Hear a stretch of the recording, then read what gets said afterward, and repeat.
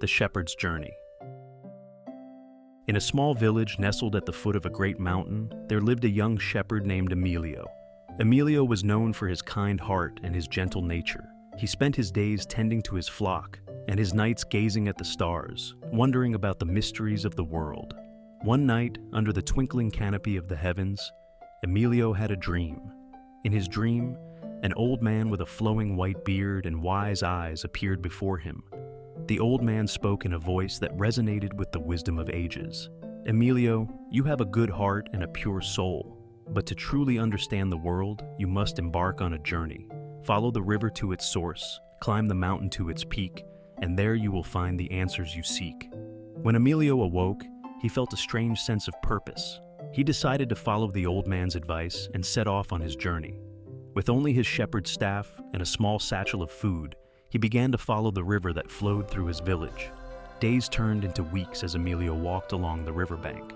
He encountered many people on his journey: a fisherman who taught him the patience of waiting, a farmer who shared the value of hard work, and a poet who revealed the beauty of words and stories. Each person he met added to his understanding of life. Finally, Emilio reached the source of the river, a serene and clear spring high in the hills. From there, he began his ascent up the mountain. The climb was arduous, testing his strength and resolve. But with each step, he felt closer to the truth he sought. As Emilio neared the peak, he encountered a hermit living in a small, humble hut. The hermit invited Emilio in and offered him a simple meal. They spoke at length about the journey of life, the importance of love, and the pursuit of wisdom. "The journey is not just about reaching the destination," the hermit said. "It is about the lessons you learn and the people you meet along the way." With these words in mind, Emilio continued his climb. When he finally reached the summit, he was greeted by a breathtaking view of the world below. The village, the river, the hills, all lay spread out before him, connected in a tapestry of life. At that moment, Emilio understood. The answers he sought were not at the peak, but in the journey itself. It was in the patience of the fisherman, the toil of the farmer, the words of the poet, and the wisdom of the hermit. He realized that life's greatest truths are found in the simple acts of kindness, love, and learning from others. With a heart full of gratitude, Emilio descended the mountain and returned to his village. He continued to tend to his flock, but now with a deeper understanding and appreciation for the world around him. He shared his stories and the lessons he learned, becoming a beacon of wisdom and compassion for all who knew him. And so, the young shepherd's journey became a tale passed down through generations, a reminder that the path to understanding is not found in seeking answers, but in living the questions with an open heart. The Fisherman's Revelation. In the quaint village of Portobello, nestled along the rugged coast of the Atlantic, lived a fisherman named Luis. The village was a tight-knit community, where every inhabitant's life was interwoven with the rhythms of the sea. Luis was known for his exceptional skills and uncanny knack for finding the best catch, earning him respect and admiration from his fellow villagers.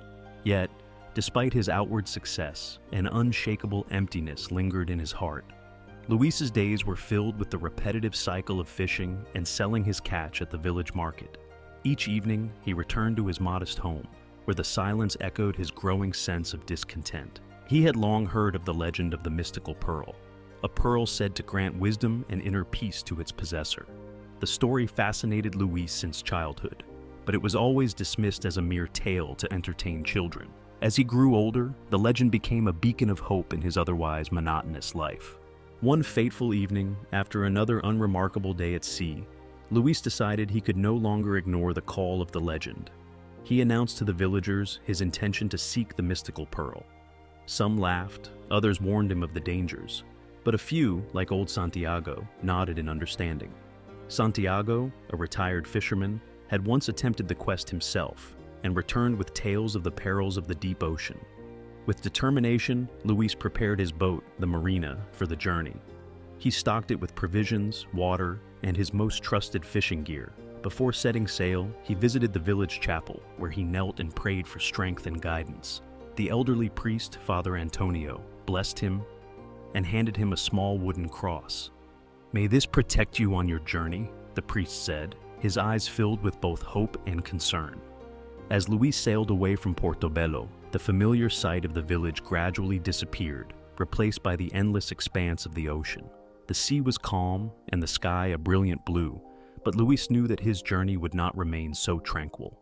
Days turned into weeks as he navigated the open waters, guided only by the stars and his unwavering resolve.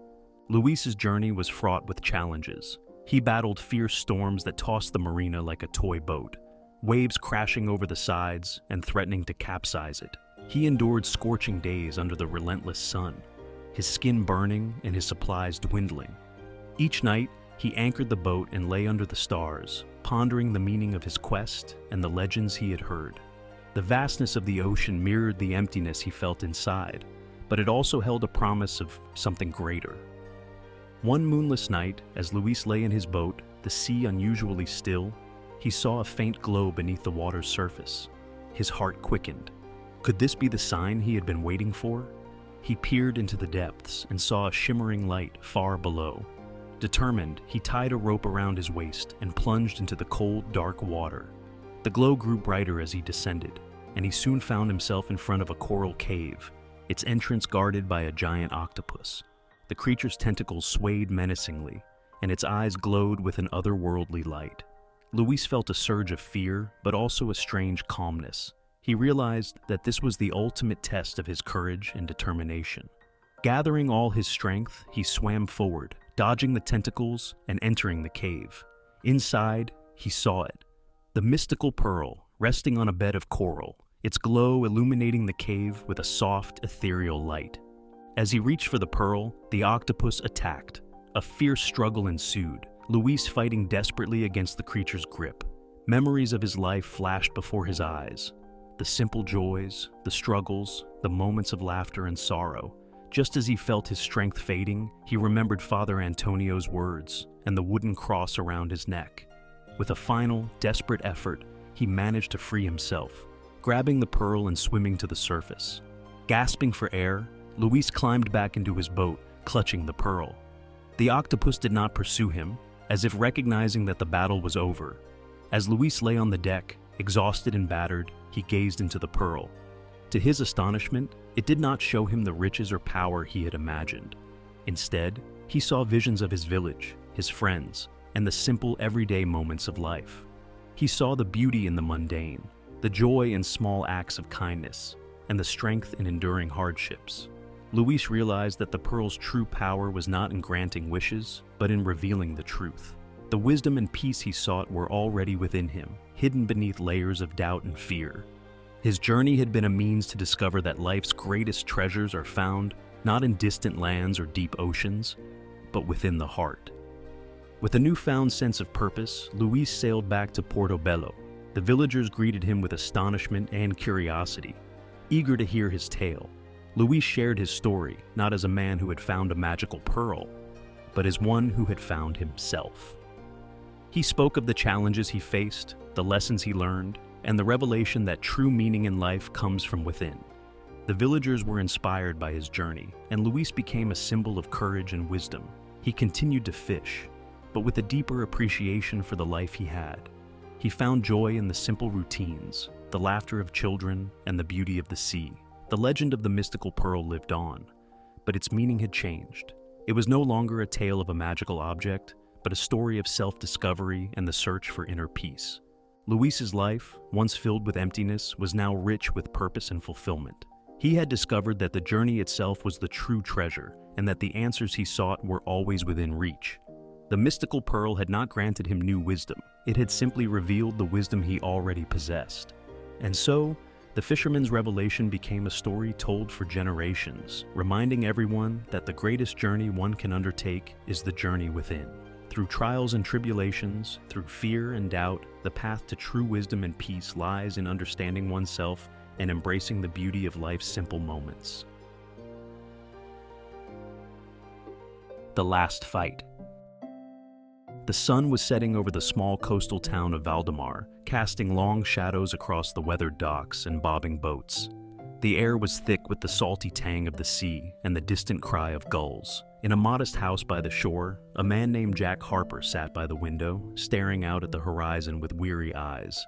He was a fisherman by trade, a man of few words but many scars. each telling a story of battles fought on the open sea. Jack was in his late 40s, his once strong frame now gaunt and frail. The townsfolk knew him as a man who had faced many storms and survived, but now he was battling something far more insidious: cancer. The disease had taken its toll, leaving him a shadow of his former self. Yet, there was a fire in his eyes that had not yet been extinguished. Jack's wife, Maria, was his anchor. She was a resilient woman with a heart as vast as the ocean, always by his side, nursing him through the pain and despair. Their son, Tommy, was a spirited 10-year-old, oblivious to the full gravity of his father's condition, but keenly aware that something was terribly wrong. One evening, as the sun dipped below the horizon, Jack called Tommy to his side. "Tommy," he said, his voice rough and strained, "there's something I need to tell you." Tommy looked up at his father, his wide eyes filled with curiosity and a hint of fear. "What is it, Dad?" Jack took a deep breath. "I'm sick, son, really sick. But I'm not giving up. There's one last thing I need to do, one last fight." Tommy didn't fully understand, but he nodded, trusting his father implicitly. Jack had always been his hero, a towering figure of strength and courage. The next morning, Jack rose before dawn.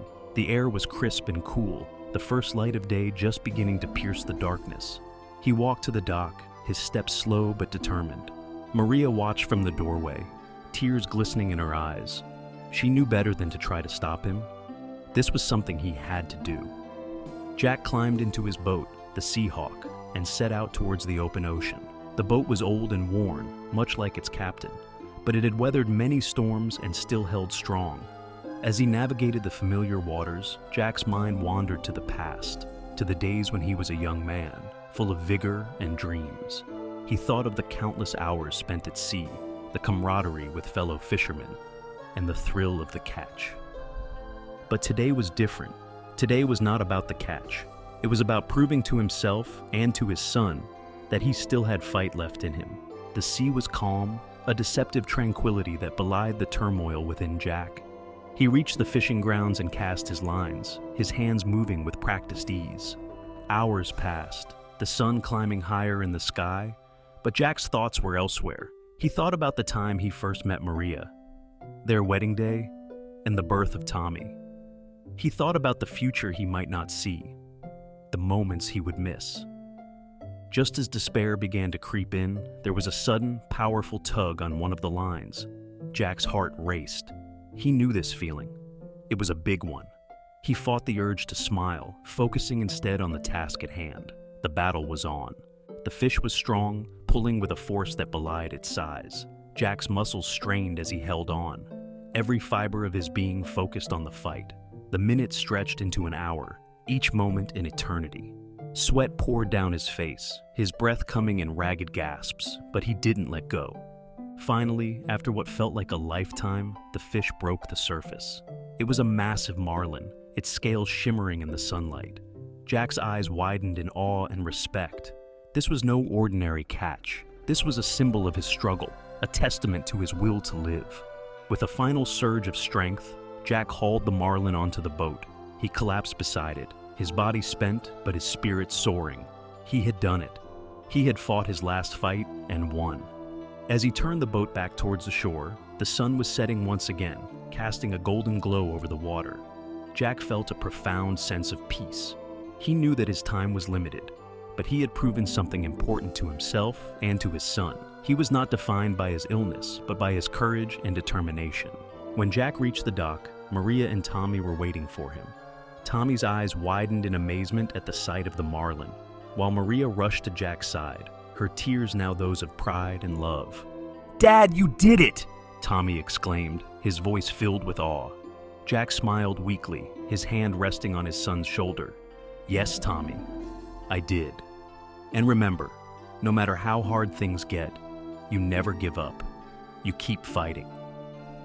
In the days that followed, Jack's condition worsened, but his spirit remained unbroken. The story of his last fight spread through the town, inspiring everyone who heard it. Jack Harper, the fisherman who had battled the sea and his own frailty, had shown that true victory lay not in defeating the enemy, but in the courage to face it head-on. In the end, Jack passed away peacefully, surrounded by his loved ones. His legacy lived on in Tommy, who grew up with the same resilience and determination as his father. The Seahawk remained at the dock, a silent reminder of the man who had fought his last fight with unwavering strength and an indomitable spirit. And so, the story of Jack Harper, the fisherman who refused to surrender to the tides of fate, became a legend in Valdemar. It was a story of courage, love, and the unbreakable bond between a father and his son.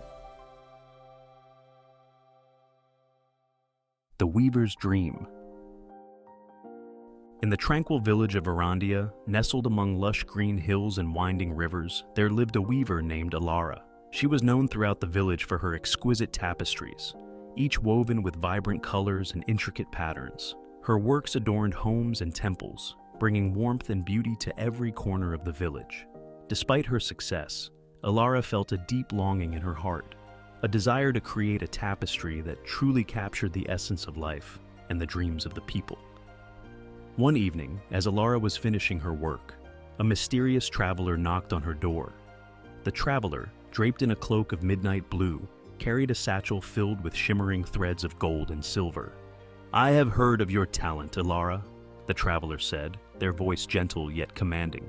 "I come with a gift and a challenge. These threads are enchanted and can weave a tapestry that reveals the dreams of all who behold it." Intrigued and inspired, Alara accepted the gift and the challenge. She spent days and nights weaving, her hands guided by an inner vision. As she worked, she poured her hopes, fears, and dreams into the tapestry. Each thread seemed to come alive, creating patterns and images that danced with life and emotion. However, as the tapestry neared completion, Alara felt an overwhelming sense of doubt. Was she truly capturing the essence of life and dreams? Or was she merely weaving her own desires? One night, exhausted and filled with uncertainty, Alara fell asleep at her loom. In her dreams, she found herself in a vast, mystical landscape. The sky shimmered with countless stars, and the air was filled with the soft whispers of ancient voices. As she wandered through this dreamscape, she encountered a wise old woman, her eyes sparkling with wisdom and kindness. "Why do you seek to capture the essence of life and dreams in your tapestry?" the old woman asked. Alara hesitated before replying, "I want to create something that truly touches the hearts of the people, something that reflects their innermost dreams and hopes." The old woman nodded. "The true essence of life and dreams cannot be captured through mere threads and patterns. It lies in the connections we make, the love we share, and the journeys we undertake. Your tapestry must reflect not just your vision, but the dreams of all who will see it." When Alara awoke, she felt a renewed sense of purpose. She invited the villagers to share their stories, hopes, and dreams with her. Day by day, people came to her workshop, their hearts open and their voices filled with emotion. Alara listened to each story, weaving their dreams into the tapestry with the enchanted threads. The tapestry grew more magnificent with each passing day, its patterns evolving into a breathtaking mosaic of human experience. It depicted scenes of love and loss, joy and sorrow, hope and despair. It became a living testament to the dreams of the village, a reflection of the collective soul of the people. Finally, the day came when the tapestry was complete. Alara unveiled it in the village square where the entire community gathered. As the villagers gazed upon the tapestry, they saw their own dreams and stories woven into its fabric. Tears of joy and gratitude filled their eyes, and a profound sense of unity and connection spread through the crowd. The mysterious traveler returned, a smile of satisfaction on their face. "You have done well, Alara," they said. "You have created not just a tapestry, but a living dream that will inspire generations." Alara bowed humbly. The true magic was not in the threads, but in the hearts of the people. Their dreams and stories have given life to this tapestry. From that day forward, the Tapestry of Dreams became a cherished treasure of Varandia. People from far and wide came to see it, to feel the connection and inspiration it offered. Alara continued to weave, her heart filled with a deeper understanding of the true essence of life and dreams. And so, the story of Alara, the weaver who captured the dreams of a village, was passed down through the generations. It reminded everyone that the greatest creations come from the collective dreams and experiences of a community, and that true beauty lies in the connections we share and the love we give. Through her tapestry, Alara had not only fulfilled her own dreams, but had also woven a legacy of hope and inspiration for all who came after her. The weaver's dream became a symbol of unity, reminding everyone that together they could create something truly magical and everlasting.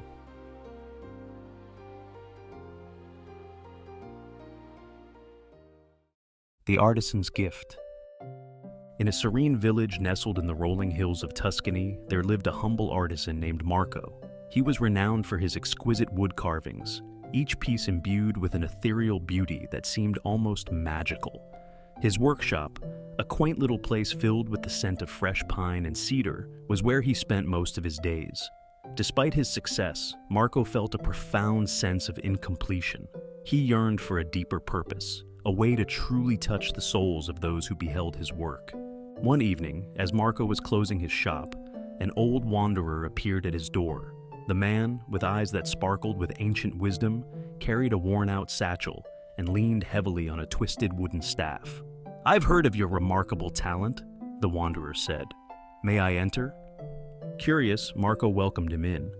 The wanderer carefully examined the carvings, his fingers tracing the intricate designs with reverence. "Your work is extraordinary," he said. "But do you know the secret to creating something that truly speaks to the heart?" Marco shook his head, his interest piqued. "Please tell me." The wanderer smiled.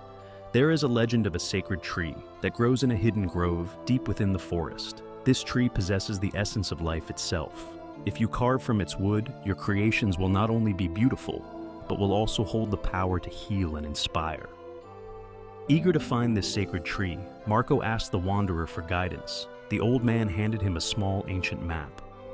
"Follow this path," he instructed. "But remember, the journey will test you. Only those with pure intentions can find the grove."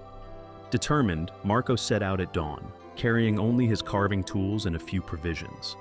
The path led him through dense forests, over steep hills, and across treacherous rivers. Days turned into weeks, and Marco faced numerous challenges. He battled fierce storms, encountered wild animals, and navigated through seemingly endless mazes of trees. Each night, as he camped under the stars, he questioned his resolve and the worthiness of his quest. One particularly harsh night, Marco found himself lost in a thick fog. Exhausted and disheartened, he considered turning back. As he sat by his dwindling fire, a soft voice spoke to him. "Why do you seek the sacred tree?" the voice asked. Startled, Marco looked around but saw no one. "I want to create something that truly touches people's hearts," he replied to the emptiness. "I want to heal and inspire through my art." The voice was silent for a moment, then responded, "Your desire is noble, but remember, the power of creation lies not in the material, but in the soul of the creator." The fog lifted the next morning, revealing a clear path ahead. Renewed with hope, Marco continued his journey. After many more days of travel, he finally reached the hidden grove. There, in the center, stood the sacred tree, its branches spreading wide and its leaves shimmering with an otherworldly light. Marco approached the tree with reverence, touching its trunk with trembling hands. He carefully cut a small piece of wood, ensuring not to harm the tree, and carried it back to his workshop. The journey back seemed shorter, as if the grove had given him the strength and clarity he needed. Upon returning to his village, Marco began working on a new carving. As he shaped the wood, he poured his heart and soul into each stroke, recalling the wisdom he had gained on his journey. When the piece was finished, it radiated a warmth and life that was palpable. The villagers were amazed by the carving.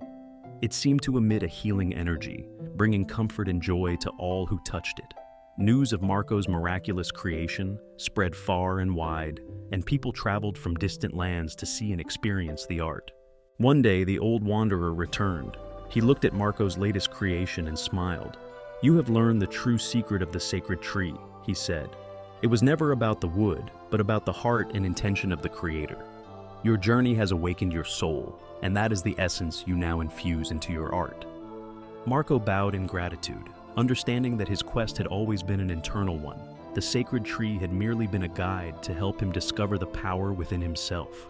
From that day forward, Marco's workshop became a sanctuary of healing and inspiration. His carvings continued to touch the hearts of many, not because of a magical wood, but because they were born from a place of pure love and purpose. And so, the story of Marco, the humble artisan who found his true gift, became a cherished tale in the village of Tuscany. It reminded everyone that the greatest creations come from the heart, and that the journey to find one's true purpose is the most valuable journey of all.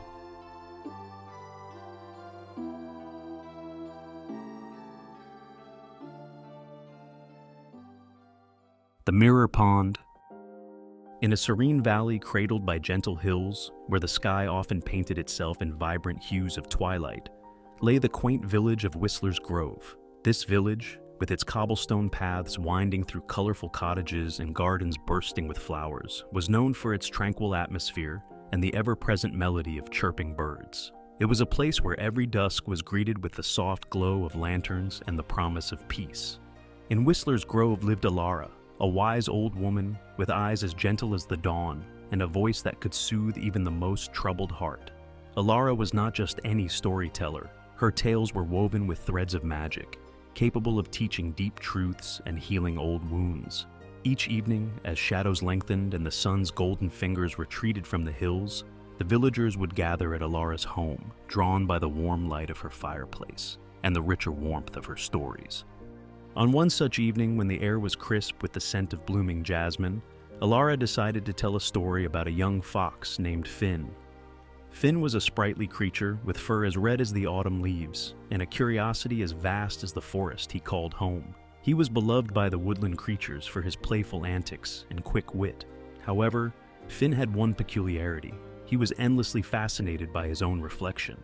Not far from the village, deep in the heart of the whispering woods, lay a pond as clear and still as glass. It was known among the forest dwellers as the Mirror Pond because of its uncanny ability to reflect the world above so perfectly that it seemed an extension of the sky itself. Finn discovered this pond one golden afternoon, and from then on, he visited it daily, captivated by the image of the sky and himself within it. Days turned into weeks, and Finn's fascination grew. He admired how the water captured his sharp, gleaming eyes, his sleek fur, and his graceful movements. So engrossed was he that he began to neglect the world around him, the chirping birds, the rustling leaves, and the soft murmur of the wind. One day, a little bird with a twisted wing landed beside Finn. It had been caught in a sudden squall and needed shelter and care. Finn glanced at it, then back at his reflection, choosing the latter. The bird, weak and ignored, managed to find shelter elsewhere. The next day, a young squirrel, lost and frightened, approached Finn, hoping for guidance back to its nest.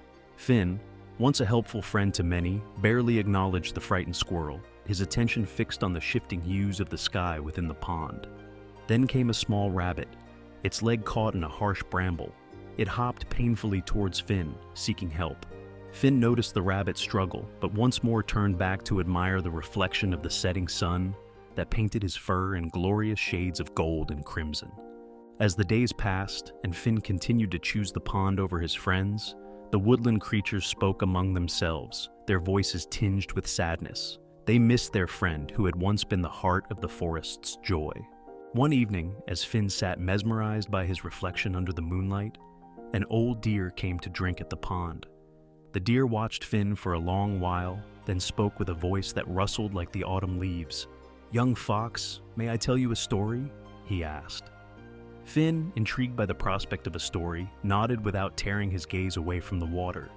The old deer began, "Many seasons ago, I too was captivated by my reflection in this very pond. Day after day, I admired the antlers that crowned my head and the grace with which I moved. But in time, I noticed that the trees bore fewer fruits, the flowers bloomed less brightly, and the forest grew silent.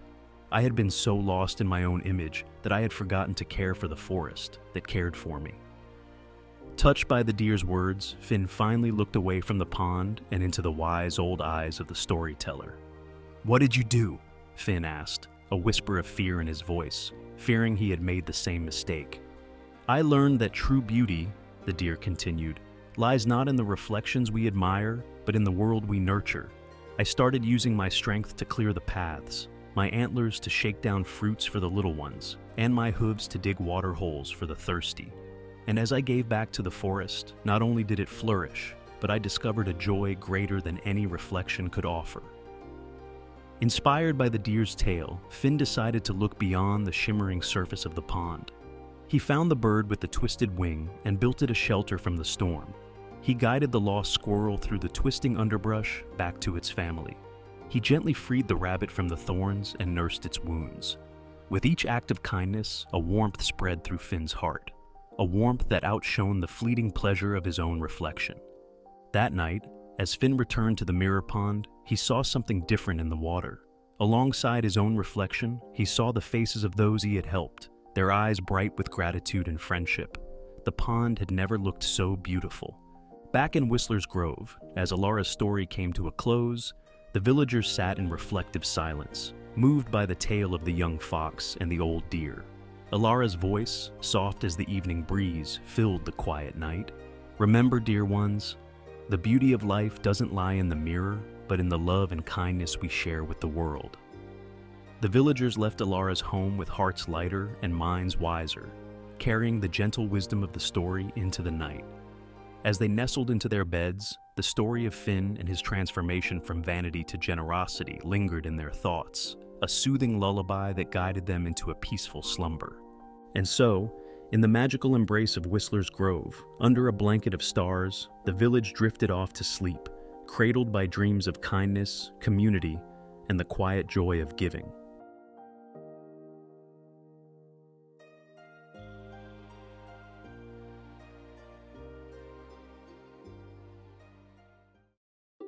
The Alchemist's Apprentice. In the heart of a vast desert, where the sun scorched the sands and the nights were filled with the whispering winds, there stood an ancient city known as Aldara. This city was renowned for its grand library and the wise alchemist who resided there, a man named Azar. His knowledge of the elements and the mysteries of the universe drew scholars from distant lands. Among those who sought his wisdom was a young man named Tariq, who had traveled far and wide to become Azar's apprentice. Tariq had a burning desire to uncover the secrets of alchemy and to transform base metals into gold, but even more so, he longed to discover the elixir of life. His journey had been arduous, filled with trials and tribulations, but his determination never wavered. Upon reaching Aldara, he was welcomed by Azar, who saw in Tariq the same hunger for knowledge that had driven him in his youth. Under Azar's guidance, Tariq delved into the study of ancient texts, learning the intricate balances of the elements and the delicate art of transformation. Days turned into months, and Tariq's skills grew, yet he remained unable to grasp the ultimate secret, the creation of the elixir of life. Frustration gnawed at him, and he often found himself lost in thought, staring into the flickering flames of the alchemical fires. One evening, as Tariq was engrossed in his studies, Azar approached him. "Tariq, you have learned much, but you seek too narrowly. The secrets of the universe are not confined to the pages of books or the formulas of alchemy. You must seek wisdom beyond the confines of these walls." Confused but trusting his master, Tariq ventured into the desert, carrying only a small satchel with essential provisions. Days passed as he wandered the endless dunes, pondering Azar's words.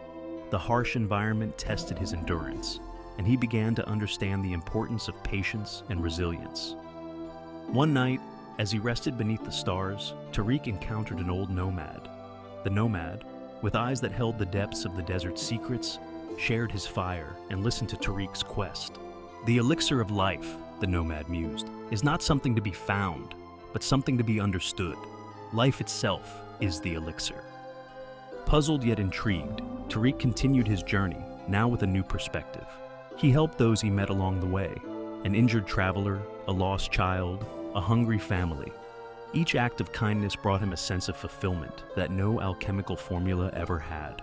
Slowly, the desert began to feel less like an adversary and more like a teacher. After weeks of wandering, Tariq returned to Aldara, not with a flask of elixir, but with a heart full of newfound wisdom. Azar welcomed him back with a knowing smile. "Tell me, Tariq, what have you discovered?" Tariq recounted his journey, the lessons he learned, and the realization that the true elixir of life was the essence of living fully and compassionately. Azar nodded. "You have learned the greatest secret of all, Alchemy is not just the transformation of materials, but the transformation of the soul. The elixir of life flows through your deeds, your thoughts, and your spirit. With this profound understanding, Tariq's approach to alchemy changed. He began to create not just with his hands, but with his heart. His work radiated a newfound energy, inspiring those around him. The once frustrated apprentice had become a master in his own right, embodying the wisdom and compassion that were the true gifts of alchemy. And so, Tariq's story spread throughout Aldara and beyond, not as a tale of a man who found the elixir of life, but as a man who discovered the essence of living. His journey became a beacon of inspiration, reminding all who heard it that the greatest treasures are not found in hidden chambers or ancient texts, but within the depths of the human heart. In the end, Tariq understood that the quest for the elixir of life was never about immortality or gold, but about embracing the journey of life itself. Through his trials in the desert and the wisdom imparted by those he met, he had discovered that the true magic of alchemy lay in transforming the mundane into the extraordinary, the simple into the profound, and the transient moments into lasting legacies. The alchemist's apprentice had become a master, not through the secrets he uncovered, but through the life he lived and the love he shared. His story continued to inspire generations, a testament to the enduring power of a heart in harmony with the universe.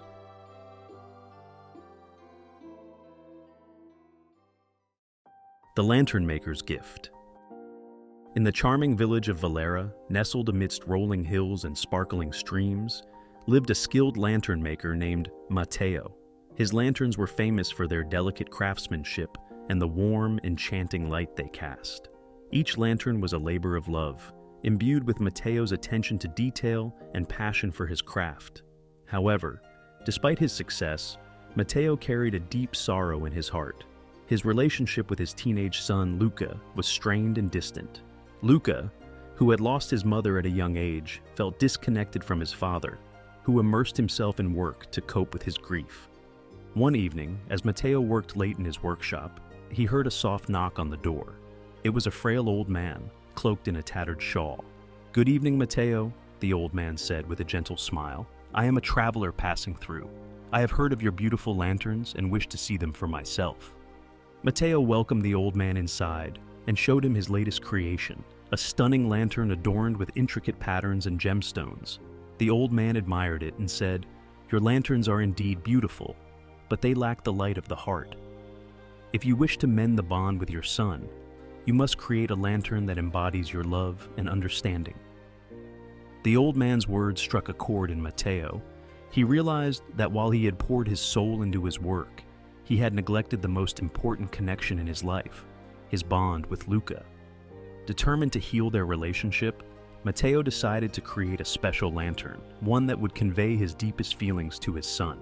Mateo began working on the lantern with newfound purpose.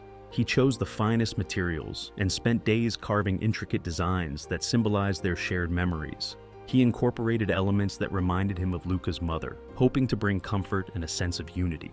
As he worked, Mateo reflected on his own grief and the pain Luca must have felt growing up without his mother's presence and his father's emotional support. One night, while Mateo was still working on the lantern, Luca entered the workshop.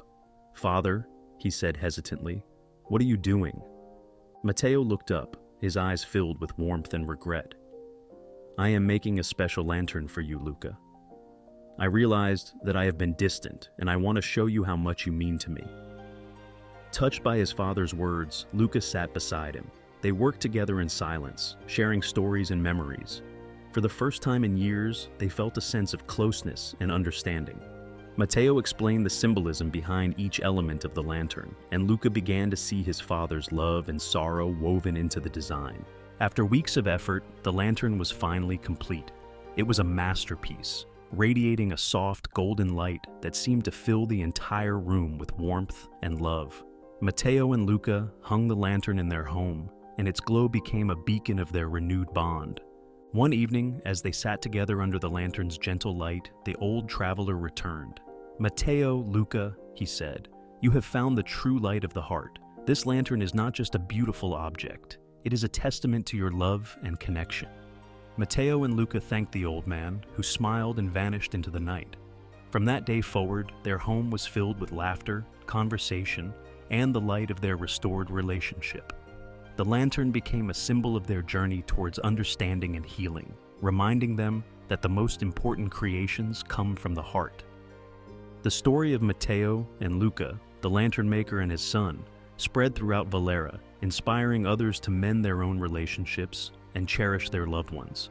It reminded everyone that the light of the heart is the brightest light of all, capable of healing wounds and bringing warmth to even the darkest of times. Through the simple act of creating a lantern, Matteo and Luca found their way back to each other, proving that love and understanding can illuminate the path to a deeper, more meaningful connection.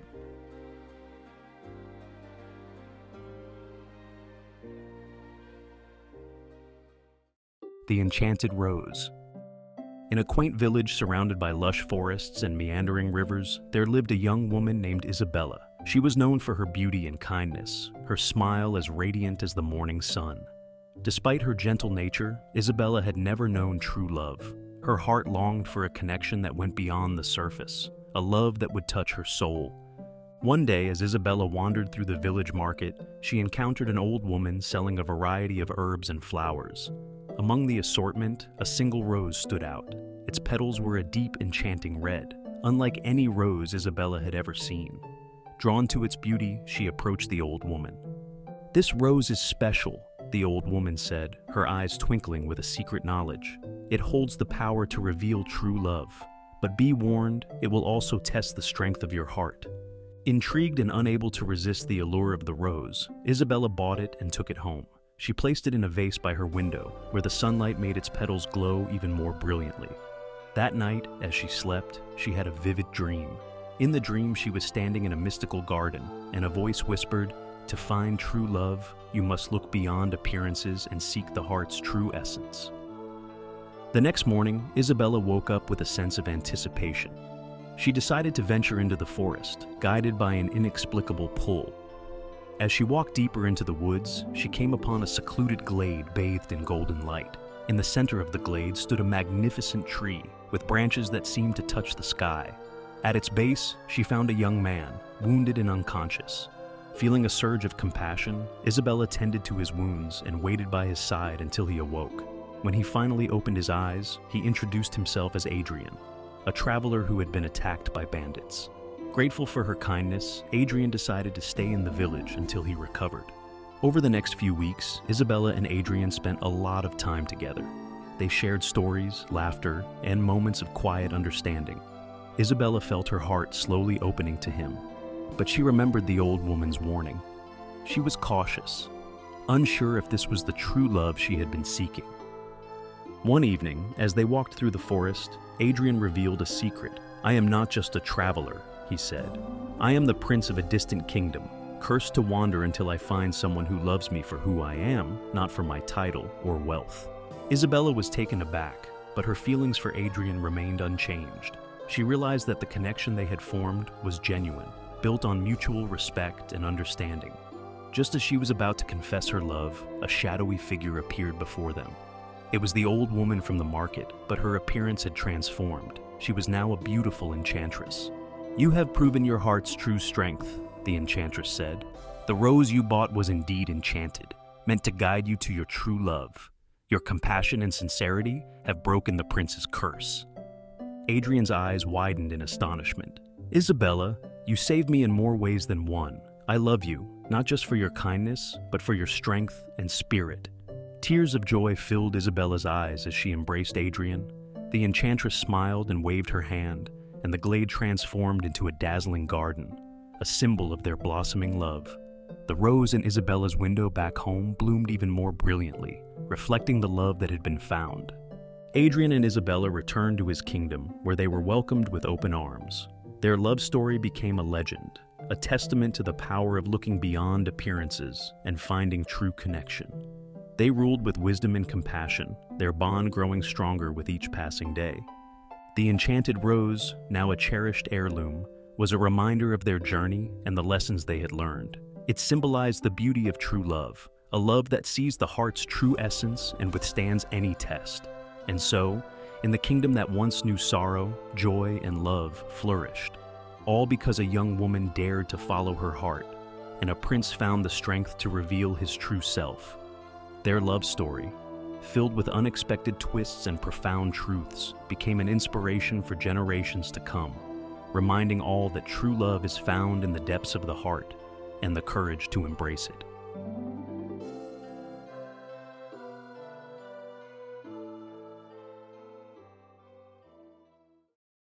The Bridge of Friendship. In a remote village nestled between two towering mountains, there lived a young man named Kai. The village was isolated from the outside world, connected only by a rickety wooden bridge that swayed perilously over a deep chasm. The bridge was ancient and fragile, and only the bravest villagers dared to cross it. Kai, with his adventurous spirit, often dreamed of what lay beyond the mountains, but he never had the courage to cross the bridge alone. One day, as Kai wandered near the bridge, he met an old man named Hiroshi. Hiroshi was a traveler with kind eyes and a weathered face, who had come from the other side of the mountains. "I have journeyed far and wide," Hiroshi said, "and I have seen many wonders. But what I value most are the friends I have made along the way." Intrigued, Kai asked Hiroshi about his travels. The old man spoke of distant lands, bustling cities, and serene landscapes, but he also spoke of the bonds of friendship that sustained him through his journeys. Kai felt a longing to experience the world beyond his village and to form such meaningful connections. Sensing Kai's desire, Hiroshi offered a proposition. "I will cross the bridge with you, and together we will explore the world. But remember, true friendship is built on trust and courage." Kai agreed, and the next morning they set out. The bridge creaked and swayed with every step, the abyss below threatening to swallow them. Kai's heart pounded, but Hiroshi's steady presence gave him confidence. Halfway across, a sudden gust of wind shook the bridge violently. Kai froze in fear, his grip tightening on the ropes. Hiroshi placed a reassuring hand on Kai's shoulder. "Trust me," he said calmly. "We can do this together." With Hiroshi's encouragement, Kai took a deep breath and continued. They reached the other side safely, and Kai felt a surge of triumph and gratitude. This small act of trust marked the beginning of a profound friendship. As they journeyed together, Hiroshi taught Kai many things: how to navigate by the stars, find food in the wilderness, and communicate with people from different cultures. They faced numerous challenges, from fierce storms to treacherous terrain, but they always supported each other. Their bond grew stronger with each shared experience. One evening, as they camped under a canopy of stars, Hiroshi shared a story from his past. "There was a time when I was lost in a vast desert," he began. "I was alone, with no hope of survival. But then, I met a friend who saved my life. We became inseparable, and I learned that true friendship is a bridge that connects hearts, no matter the distance." Kai listened intently, realizing the depth of Hiroshi's wisdom. "What happened to your friend?" he asked. Hiroshi smiled wistfully. "We parted ways, each to follow our own path. But the bond we formed remains in my heart.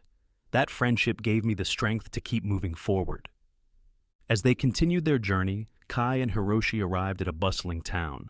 There, they encountered a young woman named May, who was struggling to carry a heavy load of supplies. Without hesitation, Kai and Hiroshi offered their help. Grateful for their kindness, May invited them to her family's home. Over time, the three became close friends. May's laughter and warmth added a new dimension to their travels. She shared her own stories and dreams, and together they explored new places and faced new challenges. The bond between them grew, creating a tapestry of trust, support, and shared joy. One day they arrived at a magnificent bridge, much sturdier and grander than the one in Kai's village. It spanned a wide river, connecting two vibrant cities.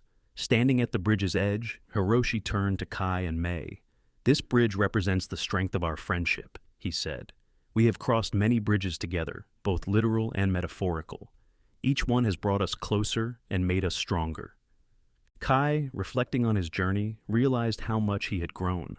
The fearful young man who once hesitated on a rickety bridge had become a confident traveler, enriched by the friendships he had formed. He understood that the true value of their adventures lay not in the destinations, but in the bonds they had forged. As they crossed the Grand Bridge, Kai felt a deep sense of fulfillment. He knew that no matter where their paths led, the friendships he had made would always be a part of him. Hiroshi's words echoed in his mind. True friendship is a bridge that connects hearts, no matter the distance. Their journey continued, filled with new experiences and new friends.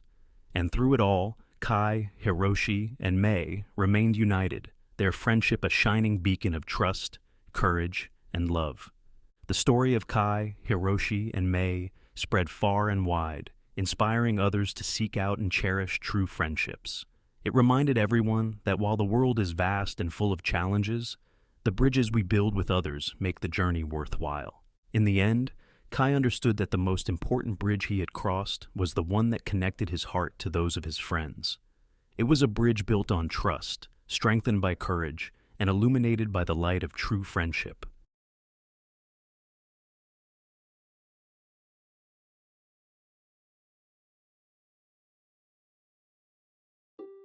The dancer's journey. In the ancient city of Meridia, renowned for its vibrant markets and grand temples, lived a young dancer named Alina. Her grace and beauty captivated everyone who saw her perform in the city's central square. Yet, despite the applause and admiration, Alina felt a void within her, a yearning for a deeper connection with her art and a sense of purpose that eluded her. One evening, after a particularly mesmerizing performance, an elderly woman approached Alina. Her eyes were a deep, knowing blue, and she carried an air of mystery. "You dance beautifully," the woman said, "but your heart is not truly in it. If you seek to find the soul of your dance, you must embark on a journey beyond these city walls." Intrigued and moved by the woman's words, Alina decided to leave Meridia and travel to the distant mountains where, according to legend, the spirit of dance resided. She believed that only by meeting this spirit could she discover the true essence of her art. Alina's journey was arduous. She traveled through dense forests, across swift rivers, and over steep hills. Each step of the way, she encountered challenges that tested her resolve and endurance. She met travelers who shared stories of their own quests and trials, and each story added to her understanding of the human spirit and its resilience. One day, as Alina reached the base of the mountains, she encountered a troupe of wandering performers. They invited her to join them for the night, and around the campfire, they shared tales of joy, sorrow, and everything in between. Alina performed for them, and as she danced, she felt a flicker of something new, an emotion that was raw and powerful. The troupe's leader, a man named Elias, noticed the change in her performance. "You dance with great skill," he said, "but now I see a glimpse of your soul. Dance is not just about the movements, it's about the stories and emotions that drive those movements. Stay with us for a while, and perhaps you will find what you seek." Alina agreed and traveled with the troupe, performing in small villages and towns. Each performance was a learning experience, and she began to understand that the spirit of dance was not a distant entity to be found, but a presence within her, brought to life through her experiences and connections with others. Months passed, and Alina's dance evolved. It became more expressive, more connected to the world around her. She realized that her art was a reflection of her journey and the people she met along the way. Her movements told stories of love, loss, hope, and despair, resonating deeply with her audiences. Eventually, Alina felt ready to return to Meridia. The troupe accompanied her to the city's gates, and Elias spoke words of wisdom. "Remember, Alina, the true essence of your dance lies within you. It is born from your experiences, your emotions, and your connections with others. Let your heart guide your movements, and you will find the fulfillment you seek." Back in Meridia, Alina's return was met with great anticipation. She stepped into the central square, where the city's residents gathered eagerly. As the music began, Alina closed her eyes, feeling the rhythm not just in her body, but in her soul. She danced, not for the applause or admiration, but for the pure joy of expressing her journey and the stories she had gathered. The crowd was mesmerized. They could feel the depth and authenticity of her performance, and many were moved to tears. Alina's dance had transformed. It was no longer just a display of skill, but a profound connection between the dancer and her audience. Among the crowd, Alina saw the elderly woman who had sent her on her journey. The woman smiled and nodded, her eyes reflecting pride and understanding. Alina realized that her journey had been guided by the wisdom of those who saw the potential within her, and she felt a deep sense of gratitude. From that day on, Alina's performances in Meridia were not just events, they were experiences that touched the hearts and souls of those who watched. She had found the true essence of her art, and it had transformed her life and the lives of those around her. The story of Alina, the dancer who discovered the spirit of her dance, became a legend in Meridia. It reminded everyone that the true essence of any art lies not in the perfection of technique, but in the depth of emotion and the connections we make. Alina's journey was a testament to the power of pursuing one's true calling with an open heart and a courageous spirit.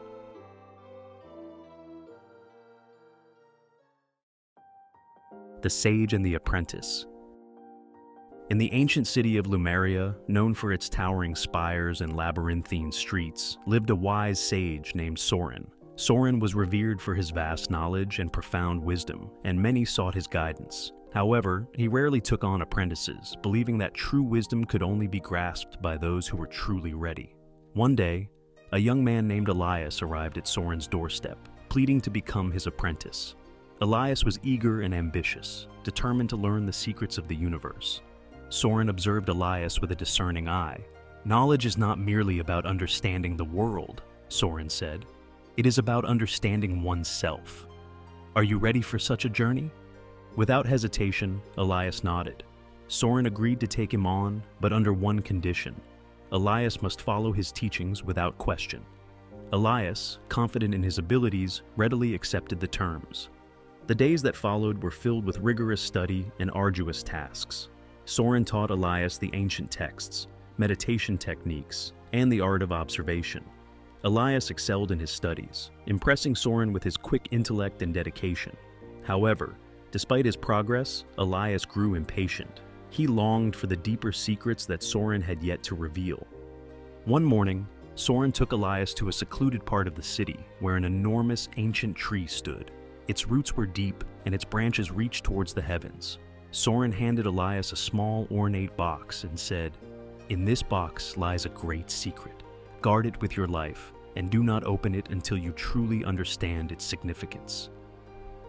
Elias, intrigued and somewhat frustrated by the vagueness of Soren's words, took the box and carried it with him everywhere he went.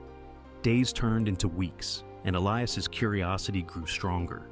He meditated on the box, studied its exterior, and tried to decipher its mystery.